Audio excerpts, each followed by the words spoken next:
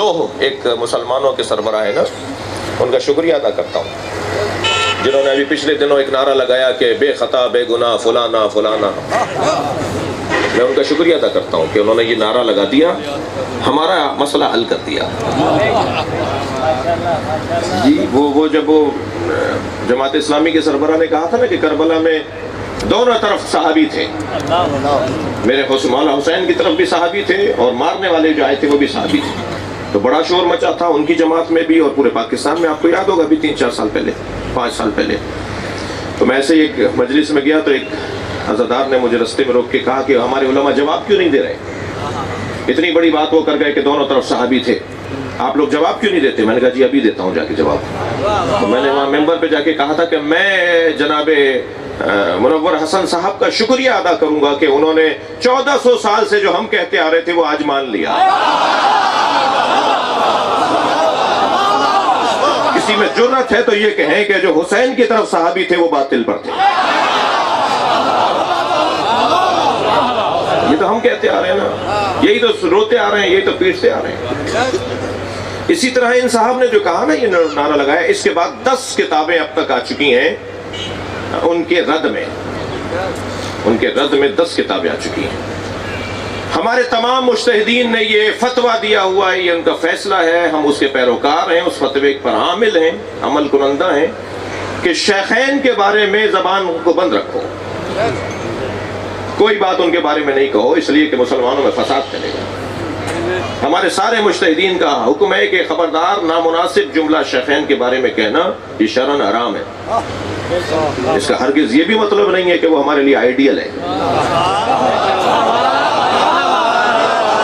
دونوں باتوں کو روشن کرنے کی ضرورت ہے۔ ہم ان کے بارے میں کوئی نامناسب جملہ نہیں کہیں گے، مگر یہ بھی مطلب نہیں ہے کہ وہ ہمارے لیے آئیڈیل ہے۔ ہمارے لیے آئیڈیل علی کی ذات ہے۔ ہم بعد از پیغمبر اگر کسی کو نمونہ عمل مانتے ہیں تو مولا علی کو مانتے ہیں۔ دوسروں کے بارے میں ہم بات نہیں کرنا چاہتے، کوئی بات نہیں کرنا چاہتے، کوئی گفتگو نہیں کرنا چاہتے، اور جو ہے نا بات کی۔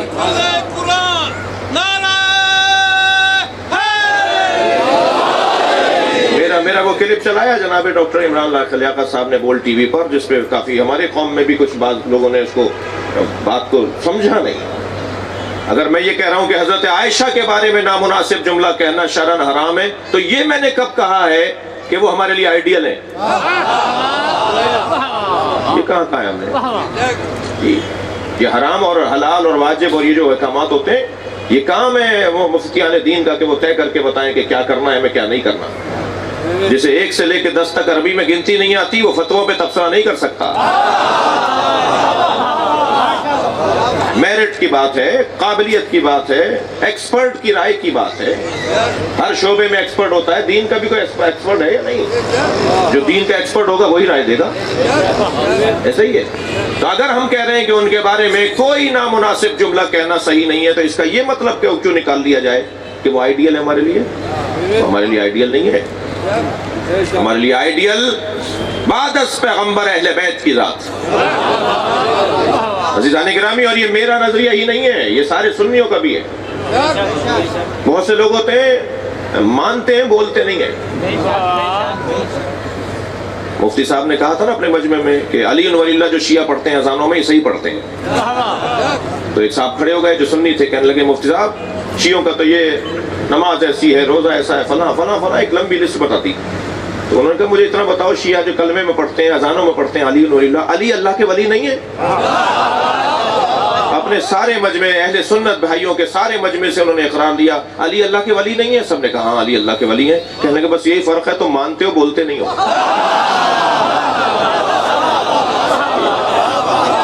صلوات پڑھنے ذرا محمد و آل محمد۔ اسی طرح یہ جو مسئلہ ہے نا، تھک تو نہیں رہے میری باتوں سے؟ اسی طرح یہ جو مسئلہ ہے کہ بعد از پیغمبر اگر کوئی صاحب فضیلت ہے تو ترتیب میں وہ علی ہے۔ یہ سارا عالم اسلام مانتا ہے، مگر بولتے کچھ ہے، کوئی بولتا ہے۔ ہندوستان میں یوم حسین ہو رہا تھا، خواجہ نظام الدین ثانی، یہ جو دہلی میں جو مزار ہے نا نظام الدین اولیاء کا، ان کے سجادہ نشین، وہ خطاب کرنے آئے کہنے لگے سنو بھائی میں سنی ہوں مگر تفضیلی سنی ہوں، اور تفضیلی سنی اسے کہتے ہیں جو بعد از نبی علی کی فضیلت کا قائل ہو۔ پھر اپنے مجمع کو سمجھانے کے لیے کہنے لگے سنو ترتیبیں دو طرح کی ہوتی ہیں، ایک ترتیب فضیلت ہوتی ہے، ایک ترتیب خلافت ہوتی ہے۔ علی ترتیب خلافت میں چوتھے ہیں مگر ترتیب فضیلت میں پہلے ہیں۔ اب یہ سنی عالم کا بیان ہے، میرے بھائی بڑے بزرگ عالم کا بیان ہے، انہوں نے کہا ترتیب فضیلت میں علی پہلے ہیں۔ تو مجمع میں سے ایک صاحب کھڑے ہو گئے، کہنے لگے مجھے ایک بات کا جواب چاہیے۔ فرمانے لگے کہو کیا کہنا چاہتے ہو؟ کہ مجھے یہ بتائیے جو ترتیب فضیلت میں پہلا ہو اسے ترتیب خلافت میں بھی تو پہلا ہونا چاہیے۔